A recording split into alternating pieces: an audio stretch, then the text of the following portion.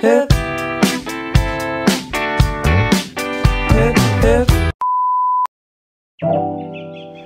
everyone! So for today's road trip ay sinamahan ako ng boyfriend ko na si RM papunta sa Taysan. Meron kasi akong gustong puntahan na simbahan dito. And this video was about ilang months na din. Last year, 2023, noong bago ako mag-take na exam, ay nagpunta ako sa 7 simbahan bago ako mag-take. And napili ko ang Taysan Church. At yun yung St. Lorenzo Ruiz Parish, na kung saan sobrang ganda ng church. As in, wala siyang dingding, only yung mga nagtatayo lang sa kanya or yung mga bato. And then makikita mo na yung background ng cross is yung paligid or yung nasa likod niya ng mga puna and bundok. So later, makikita nyo yon sa mga pictures namin, and also meron ata akong video. But for now, eto muna kung saan kami dumaan. Medyo malayo siya from San Antonio, Quezon, and also yung daan ay hindi ganun kaganda kasi siguro aayusin pa nila. And dun kami dumaan sa may Rosario, then diretso yon patungo dun sa may Taysan. So let's go!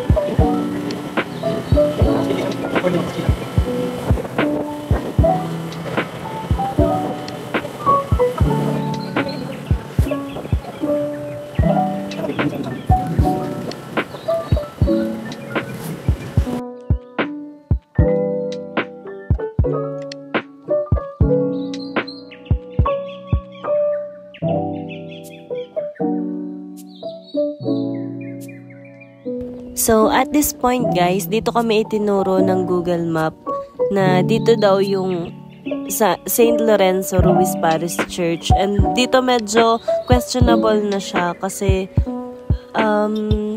hindi ko kasi talaga totally alam kung saan yung mismong place. Hindi pa ako nakakapunta doon, and ngayon pa lang. And since tiwala talaga kami kay Google Maps, dumiretso kami at sinunod namin siya. Kaya lang, pagdating namin doon, eto makikita nyo, titigil na kami kasi nandito na yung pinaka-nakapin kung saan nga daw yung church. Kaya nga lamang, pagdating namin dito, so, medyo hindi mo talaga akalain kasi magubat na. So, parang dito pa lang, medyo questionable na siya. And eto yung nakita namin noong nandun na kami sa nakapin. gate siya na close. So, akala namin close yung church, ganyan. And then, after nun, itinuro na kami. So, dumiretso pa kami. Then, itinuro nung nakatira doon kasi may bahay pa pag nagpunta pa kayo somewhere there. Taas pa kasi baka sabi namin baka doon pa. And then, yung pala, highway lang siya. Makikita niyo na sa highway yung entrance nung mismong church. Kaya bumalik kami and then hinanap na namin yung mismong entrance kasi sabi nga ay makikita naman daw namin. Ayan lang.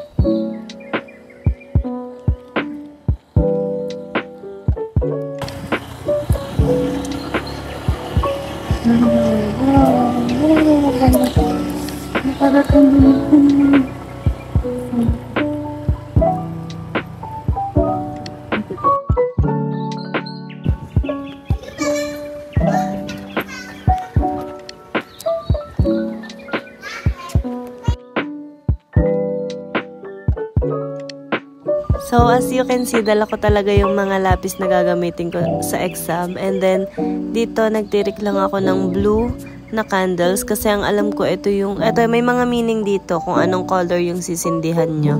And then, ayun, nagtirik lang ako. And then, nagpray. Tapos, ayun, so sobrang ganda nung simbahan. Worth it siyang puntahan. And talagang yung place, kapag nagdadasal ka, parang nakausap mo talaga si Lord kasi nakikita mo yung mismong likod niya na or yung background niya na langit. So, ayun, sobrang ganda dito, guys.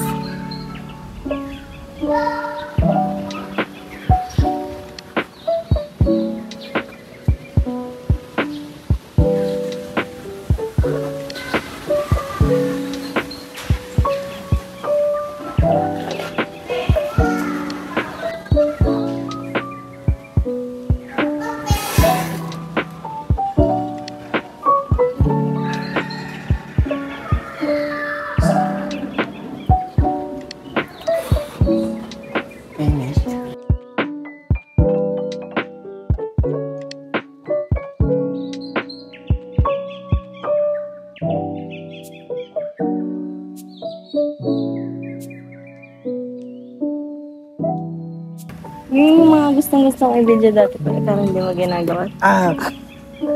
Epic mo naman. Yung mga video na gusto kong kunin.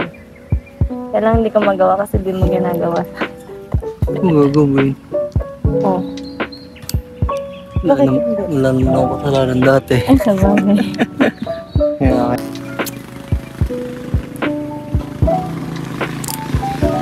Saan tayo sa lubok?